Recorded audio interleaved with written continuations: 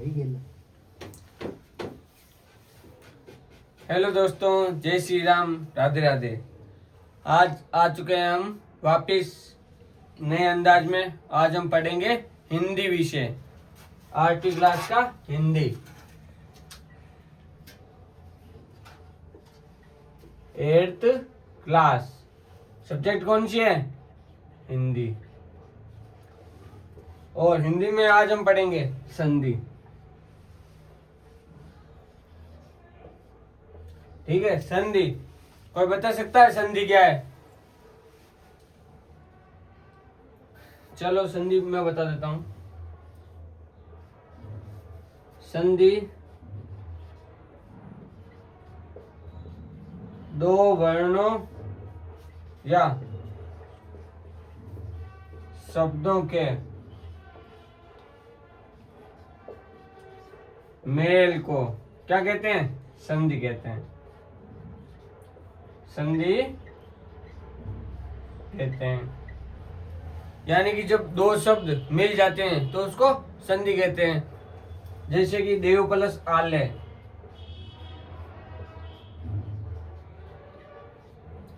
ये क्या हो जाएगा? देवालय। और फिर ये विद्या प्लस आल्य,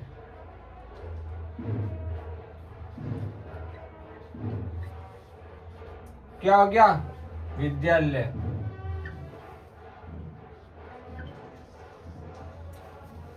बच्चों, आज थोड़ा बैंड बाजा बज रहा है, थोड़ा बहुत कॉन्सेंट्रेट करना पढ़ने पे, क्योंकि बैंड बाजा बज रहा है, शादी का सीजन है। ठीक है। और मेरे पास इतनी कोई सुविधा भी है नहीं शुरुआत में। धीरे धीरे जब आप लोग सपोर्ट करोगे तब जाके मैं कोई अच्छी जगह या बोर्ड, जो डिजिटल बोर्ड होगा, उसमें मैं पढ़ाऊंगा। ठीक है। विद्या प्लस आलय यानी विद्यालय। ठीक है, इतना समझ में आ गया सबको? अब संधि। संधि के कितने भाग होते हैं? संधि संधि कितने प्रकार की होती है? कोई बता सकता है? यस, संधि कितने प्रकार की होती है? दो प्रकार की। कौन कौन सी होती है? स्वर संधि, व्यंजन संधि, हाँ, विषयक संधि। मैंने ये दो ही समझे। काट देना, मैं बता रहा हूँ तीन है। कट जाएगा नहीं। संधि के प्रकार। संधि कितने प्रकार की होती है? संधि तीन प्रकार की होती है। तीन प्रकार कौन कौन से? स्वर संधि और व्यंजन संधि। व्यंजन संधि और फिर है विसर्ग संधि।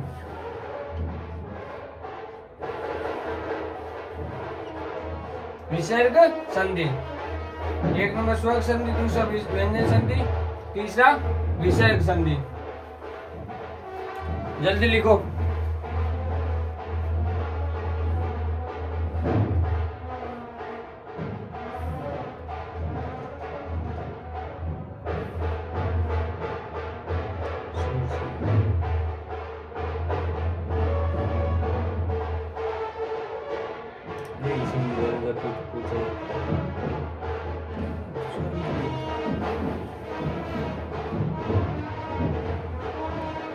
क्या करें, ये बज रहा है। रोक लो, पॉज कर लो।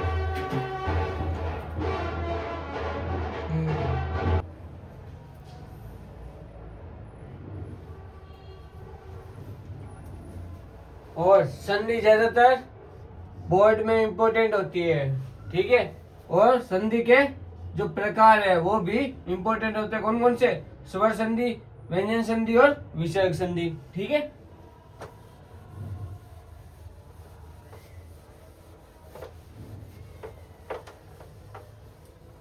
अब हम संधि में पहला पढ़ते हैं स्वर संधि।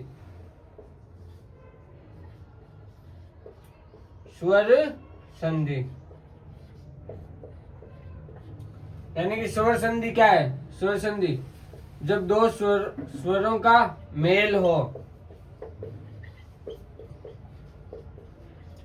मेल हो उसी क्या कहते हैं, स्वर संधि।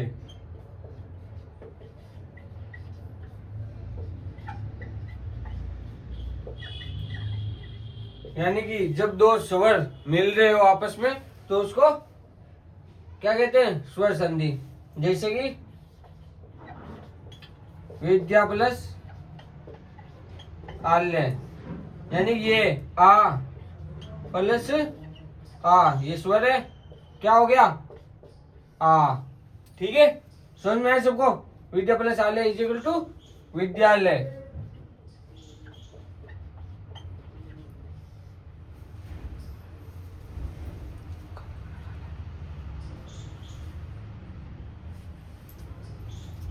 ये भी सही है।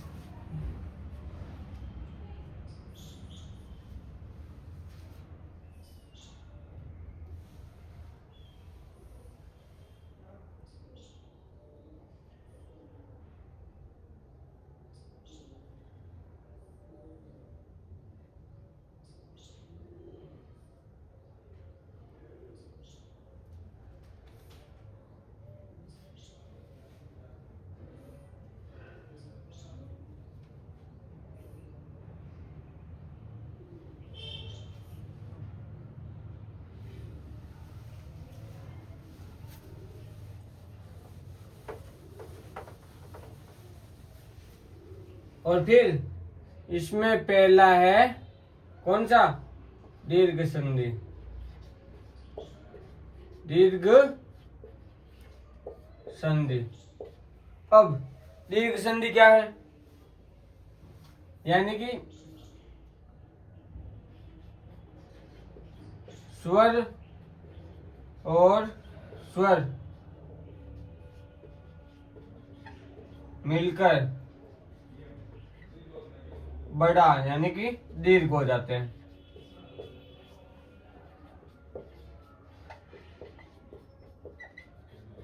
कैसे हो जाते हैं दीर्घ, जैसे कि अ प्लस ए बराबर आ हो जाता है, ई प्लस ई बड़ी ई, ऊ प्लस ऊ बड़ा ऊ।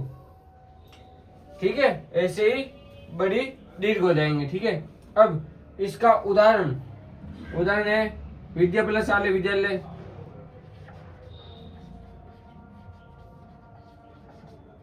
विद्या प्लस आल्य विद्यालय,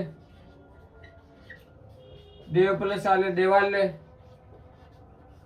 फिर है बाल प्लस इंदु बालिंदु, बाल प्लस इंदु क्या हो जाएगा, बालेंदु।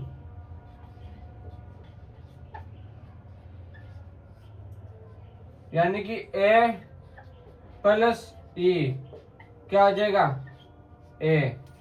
ठीक है, समझ में आया। सर ये सिर्फ एक ही आएगा। ठीक है, क्या हो जाएगा, ए। जल्दी लिखो इतना।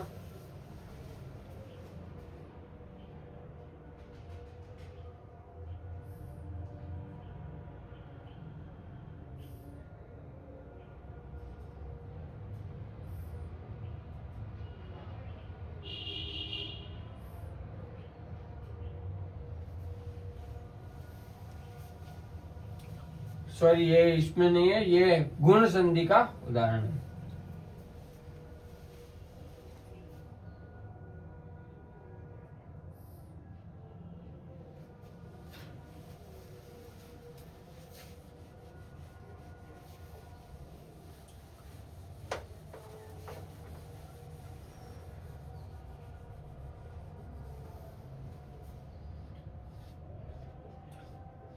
दूसरा है गुण संधि, यानी कि इसमें क्या होता है, ए या आ प्लस ई या बड़ी, तो क्या हो जाता है, ए हो जाता है। ठीक है, और जैसे कि अब देखो नर प्लस इंद्र क्या हो जाएगा, नरेंद्र।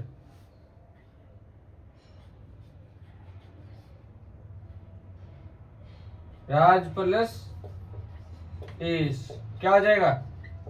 राजेश।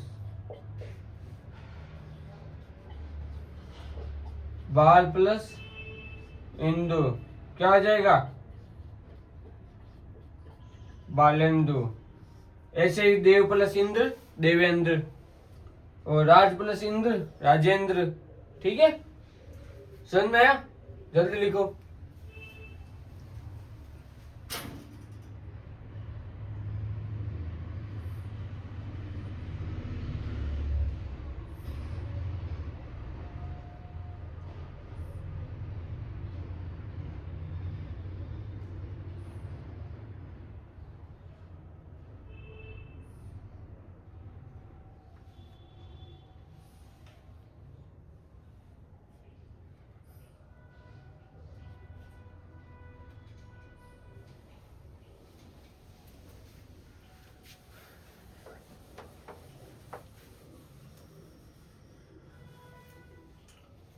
फिर तीसरा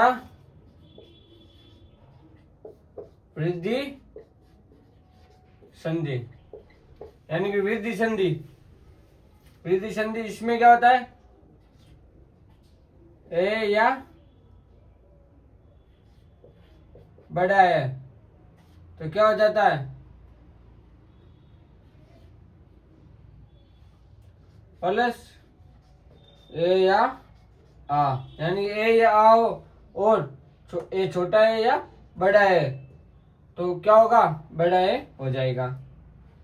और फिर ए या आ प्लस ओ या औ क्या हो जाएगा? औ। अब इसके उदाहरण देख लो। जल प्लस औषधि क्या होता है?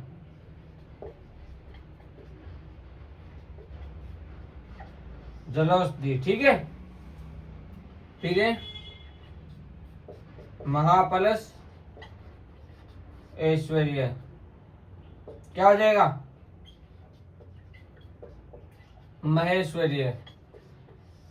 समझ में आया सबको इतना? ठीक है, लिखो जल्दी फटाफट।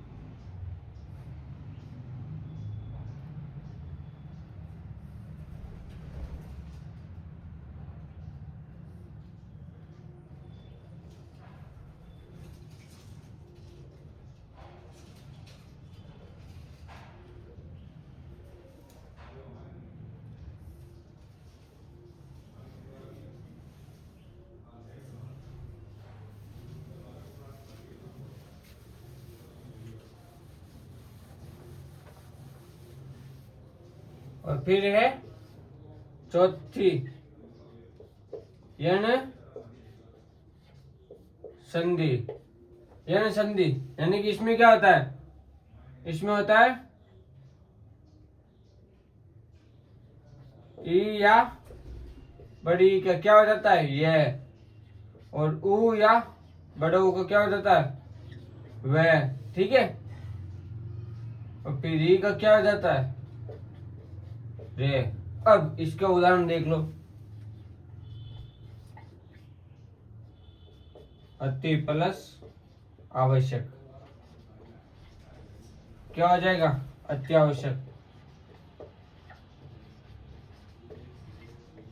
अत्यावश्यक। ठीक है, यण संधि। यण संधि में ई या बड़ी ई का ये हो जाता है, ऊ या बड़ा ऊ का वह हो जाता है, री का रे हो जाता है। ठीक है, समझ में सबको?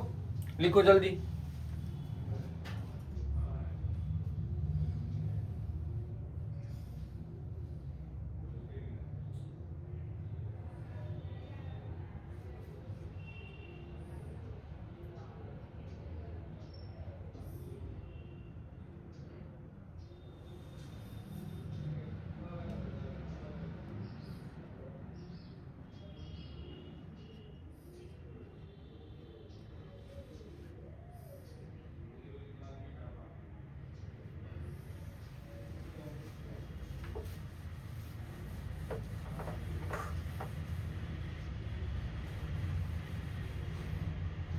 अब दूसरी कौन सी संधि है? व्यंजन संधि। व्यंजन संधि। व्यंजन संधि कौन सी है? व्यंजन प्लस व्यंजन का मेल, यानी कि दोनों शब्द जो है वो व्यंजन ही होने चाहिए। व्यंजन और व्यंजन को मिला दिया तो वो उनका जो मेल है वो व्यंजन संधि कहलाता है। ठीक है, अब इसका उदाहरण देख लो।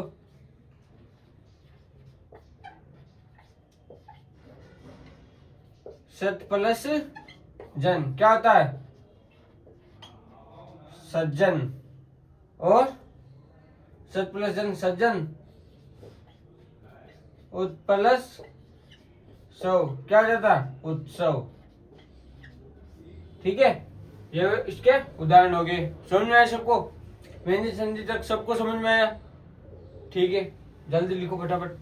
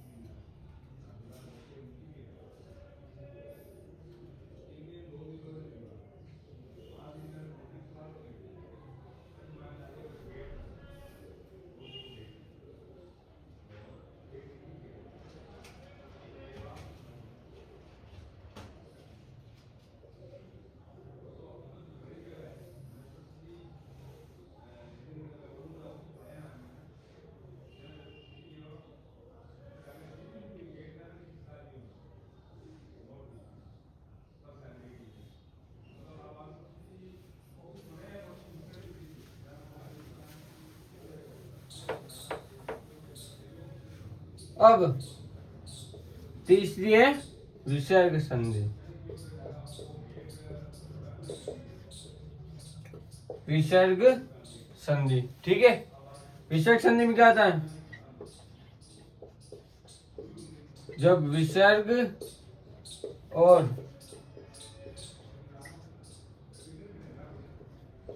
स्वर या व्यंजन का मेल हो तो इसे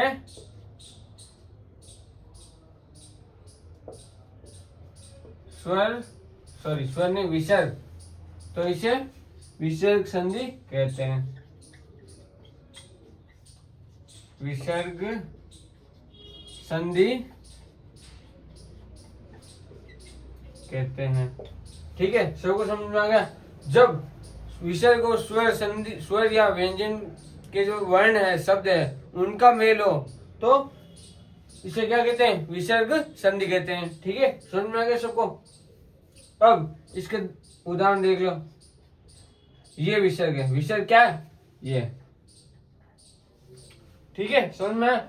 दू प्लस ख, तो ये सीधा दुख हो जाएगा, ठीक है। समझ में आया सबको?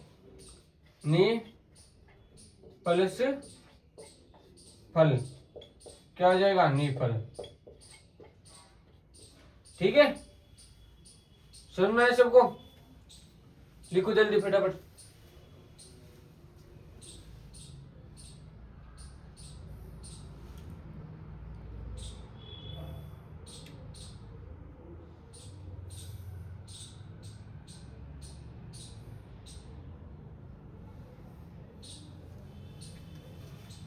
अब इसका पहला नियम देख लो, विसर्ग संधि करने का।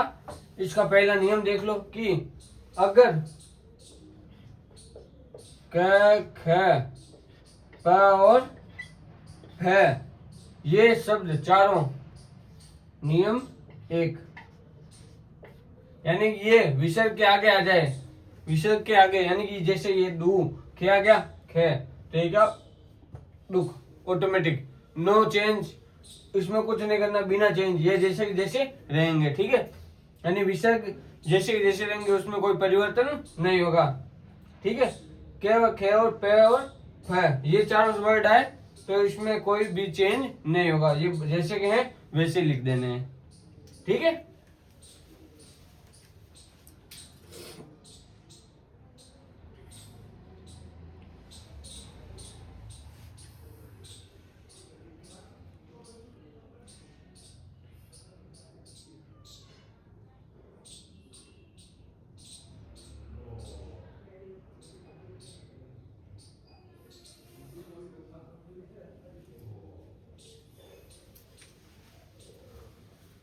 फिर नियम नंबर 2, नियम नंबर 2। ठीक है, इसमें क्या होता है, विसर्ग और बाद में क्या आएगा, से, तो इसका क्या हो जाएगा, ये हो जाएगा आधा से हो जाएगा। ठीक है, मने प्लस संतोष, ये क्या हो जाएगा, मन संतोष, ये हो जाएगा। ठीक है, अब इसमें क्या है,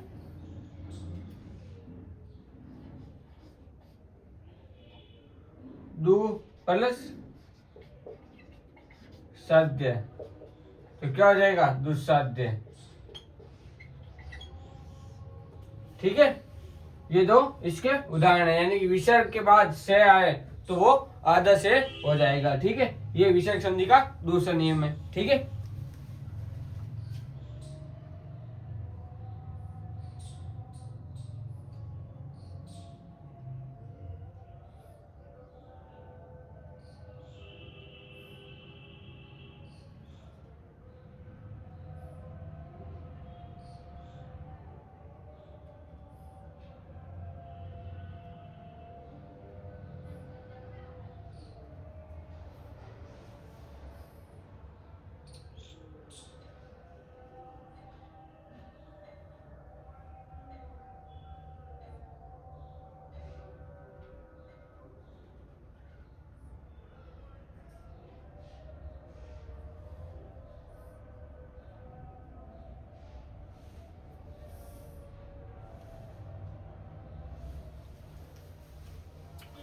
फिर है, अगर विसर्ग संधि ये आए और उसके बाद ये से आए तो भी आधा से हो जाएगा। ठीक है, समझ में आया?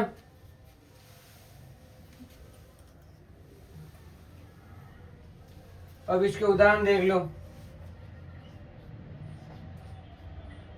दुष्ट प्लस शासन, तो ये क्या हो जाएगा, दुशासन। ठीक है, समझ में आया?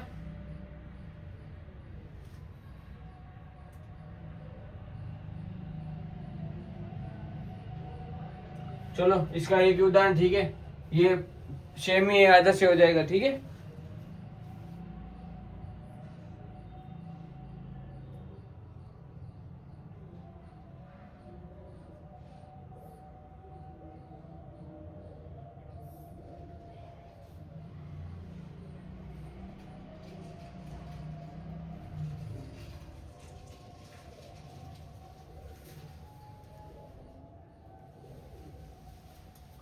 फिर है तीसरा, चौथा नियम, ये तीसरा हो गया।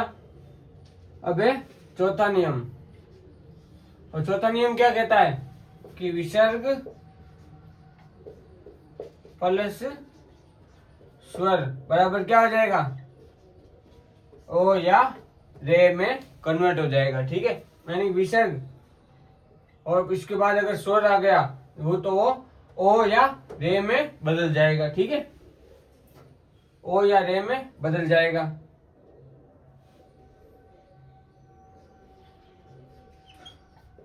वही प्लस गमन, तो ये क्या हो जाएगा, बहिरागमन।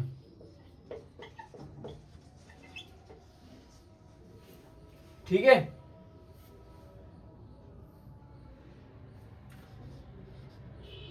तपा प्लस 1 क्या हो जाएगा? तपोवन।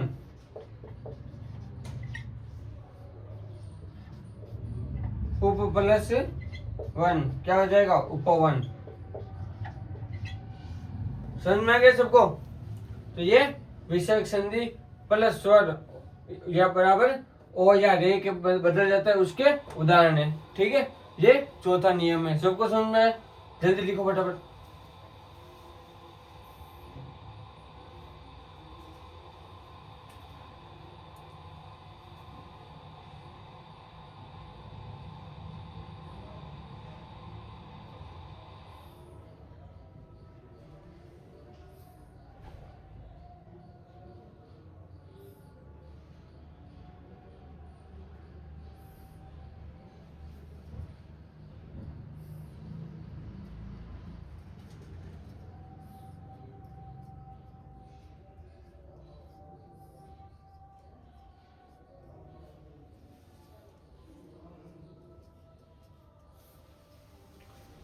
अब एग्जाम में सवाल कैसे आते हैं वो देखते हैं। एग्जाम में ज्यादातर ये पूछते हैं कि भाई संधि विच्छेद करो। ठीक है, मनोबल का दे दिया, तो मनोबल का क्या होगा? मनोबल का यानी कि मने प्लस बल। ठीक है, बोला था ना विषयक संधि, उसके बाद ब समझ में आ गया, तो वो व्यंजन आ गया तो वो उसका क्या हो जाएगा? ओ हो जाएगा। ठीक है, मनोबल। समझ में आया सबको?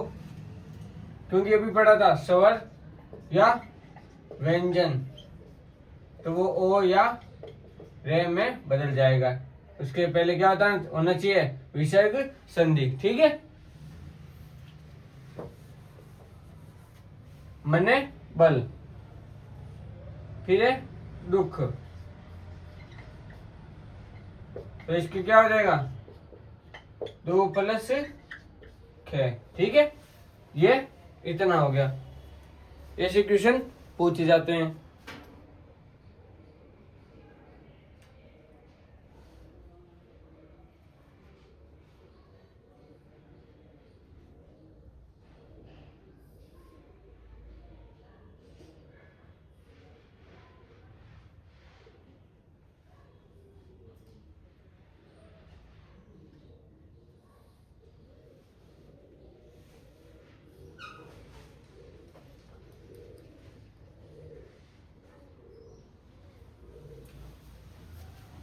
फिर है संज्ञा। संज्ञा के बारे में थोड़ी बहुत जान लेते हैं।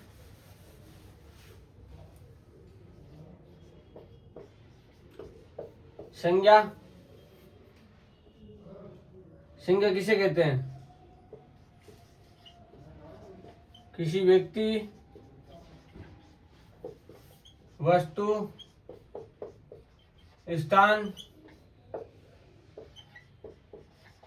जाति आदि का जहां बोध हो, वो क्या कहलाता है? संज्ञा कहलाती है। ठीक है, संज्ञा कहलाती है। संज्ञा कहलाती है। क्या कहलाती है संज्ञा? किसी व्यक्ति, वस्तु, स्थान, जाति आदि का जहां बोध हो वहां संज्ञा कहलाती है। वो संज्ञा कहलाती है। यानी किसी व्यक्ति का नाम आ गया राम,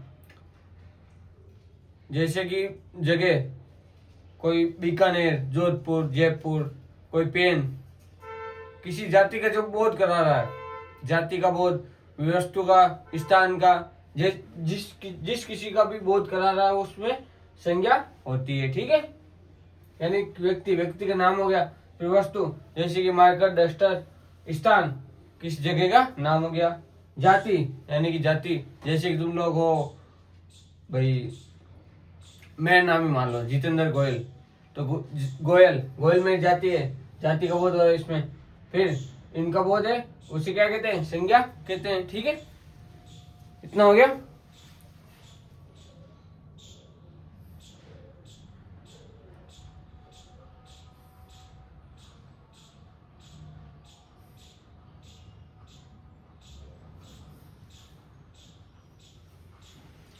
अब संज्ञा कितने प्रकार की होती है? संज्ञा होती है 5 प्रकार की। 5 प्रकार की क्या होती है? संज्ञा। पहला है व्यक्तिवाचक,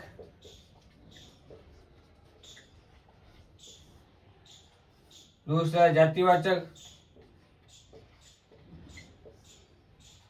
तीसरा भाववाचक और फिर चौथा है द्रववाचक, फिर पांचवा है समूहवाचक।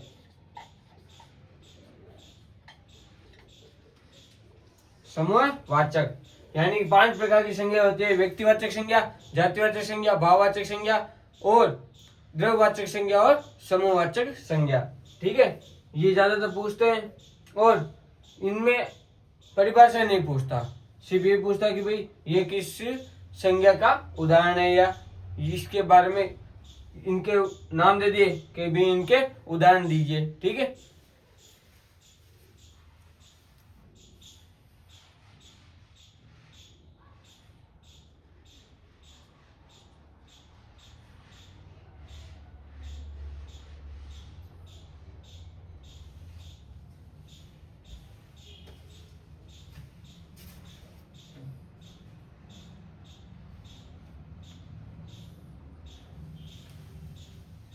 अब इसमें यही है कि भाई किसी व्यक्ति, वस्तु, स्थान आदि का नाम हो तो इसे व्यक्तिवाचक संज्ञा कहते हैं। जैसे राम, सीता और रामायण किताब वो एक संज्ञा है, और गंगा ये जगह आ गई। ठीक है, फिर जातिवाचक यानी किसी जाति का बोध हो गया तो उसे जातिवाचक संज्ञा कहते हैं।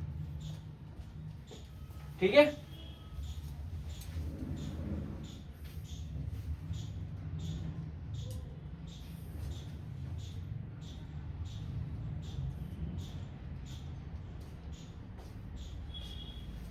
और इसके जो उदाहरण है जातिवाचक के उदाहरण यानी कि जातिवाचक के लड़का, लड़कों की जातियां हैं, और लड़का किताब, किताबों की बहुत सारी जातियां होती है।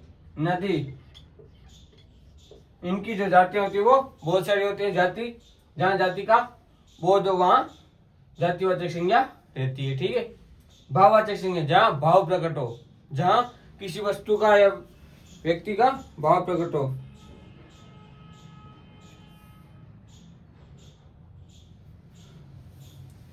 यानी कि इसमें भाववाचक में क्या प्रकट हो? भाव। जैसे कि कोई बोलता है कि मैं ईमानदार हूं, ईमानदार यानी ईमानदार क्या गुण प्रकट कर रहा है, गुण भाव।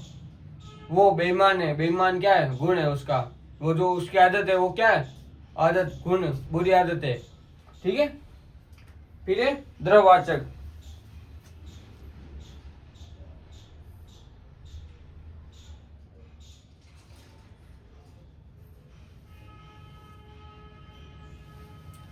द्रववाचक में क्या होता है?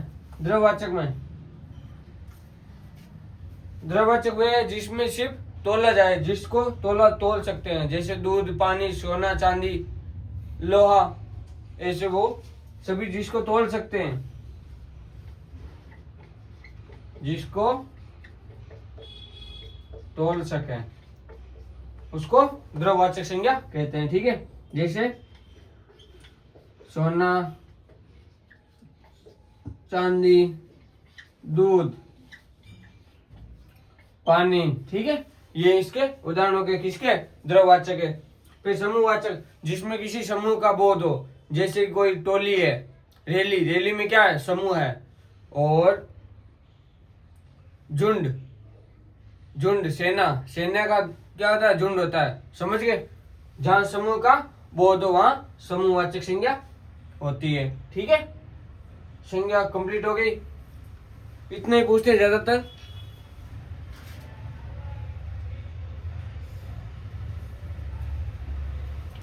चलो आज के लिए इतना ही, बाकी पढ़ते हैं हम कल नए अंदाज में वापिस।